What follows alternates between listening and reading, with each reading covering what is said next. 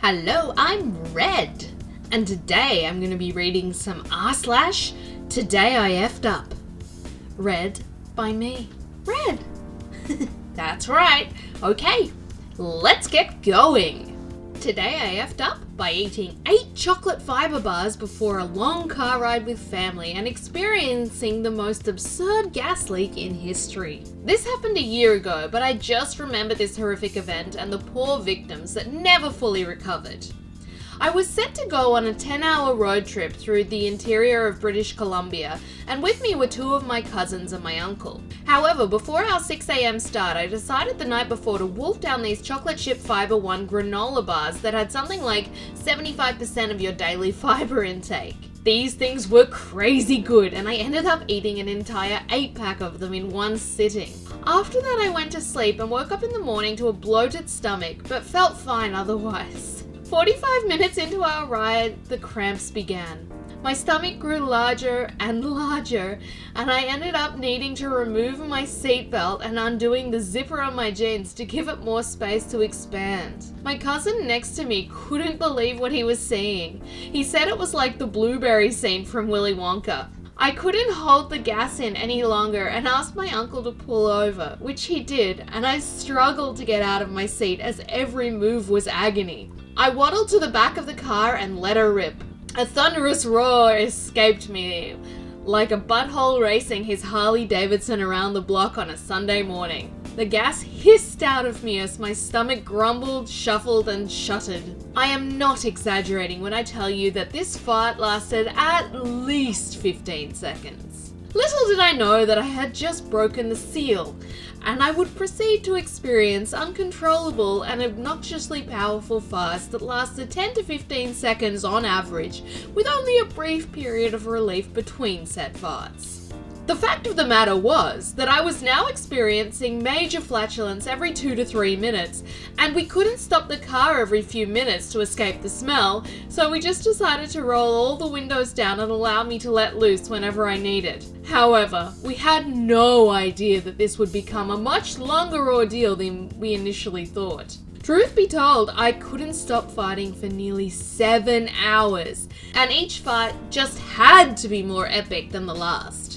By the time hour 2 rolled around, my bum was sore and aching, my intestines feeling like shards of glass were ripping through me, and the smell had become so overpowering that we had to stop at a gas station and buy as many air fresheners as we could. I took one of the air fresheners and sat on it in the hopes that each fart will be freshened up. Instead, it just smelled like rotten eggs and pine. My cousins and uncle resorted to using Vicks around their noses to stop the smell. The pain from constantly farting brought me to tears at one point, and I realized how ridiculous it must look to see a grown man crying while farting non-stop. At hour 4, disaster struck. I stopped farting, but I was still swelling with gas. I knew I was plugged up, and if I didn't do something soon, the pain is going to become unbearable. We stopped at a coffee shop and I ran in to use the bathroom.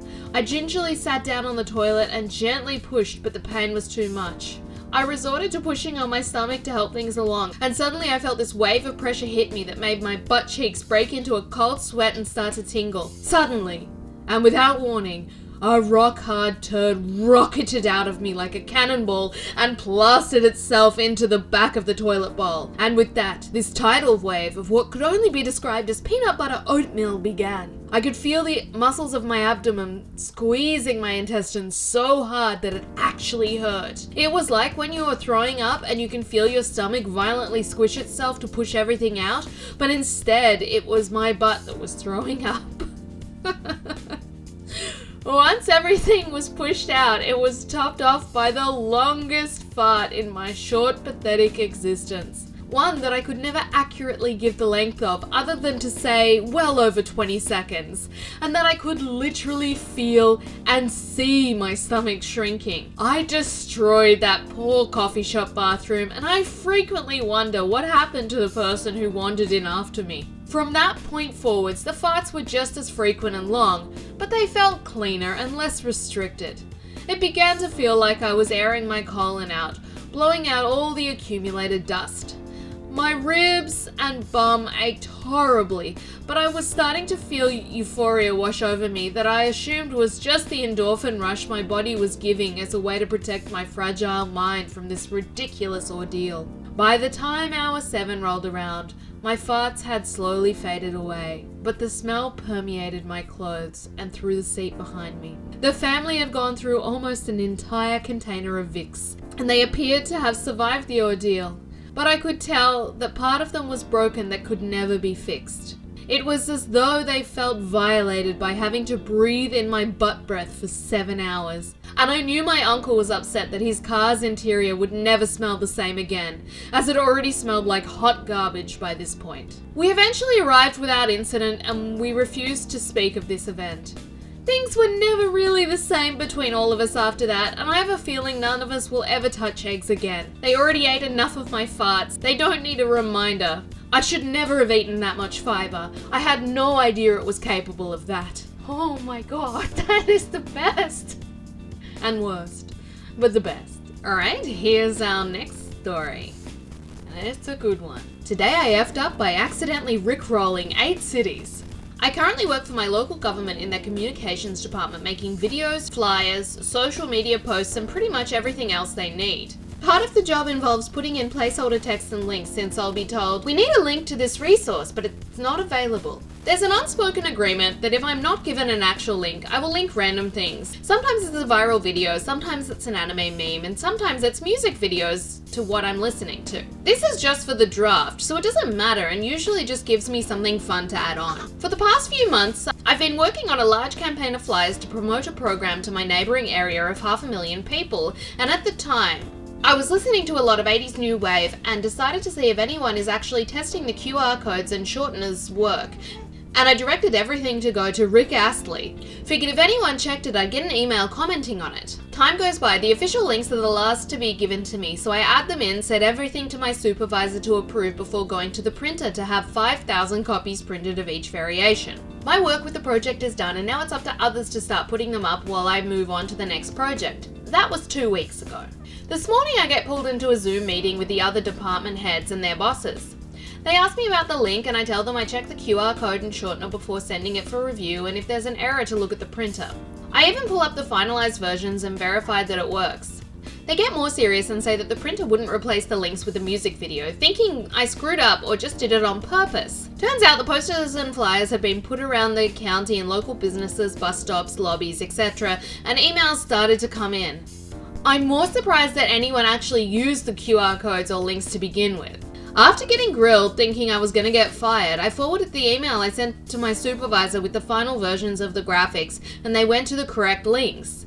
The best we can figure out is that since there had been dozens of versions over a few months, that someone along the chain of command mixed up an earlier version that included the Rickroll link when placing the order. No one wants to take blame for it. We're currently in the process of retrieving everything and debating on having stickers printed out to cover the links or pay to have everything reprinted. Even though it wasn't my fault, I'm now supposed to use dummy links and QR codes that go to an image of a tree. My time of adding random music videos has been halted.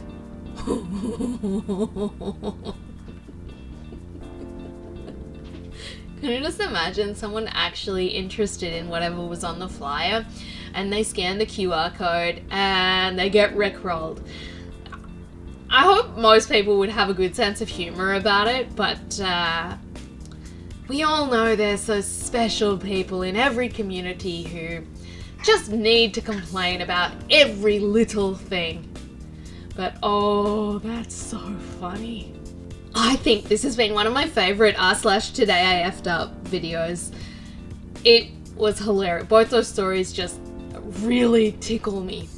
I hope you liked it too. Comment down below and let me know which story was your favourite. I really can't choose which of those two was my favourite.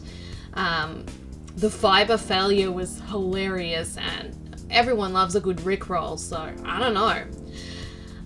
While you're commenting, give the video a like and don't forget to subscribe as well, because I'll be reading more funny stories and you know you like to listen to them. Thanks so much. Have a good day. Bye bye.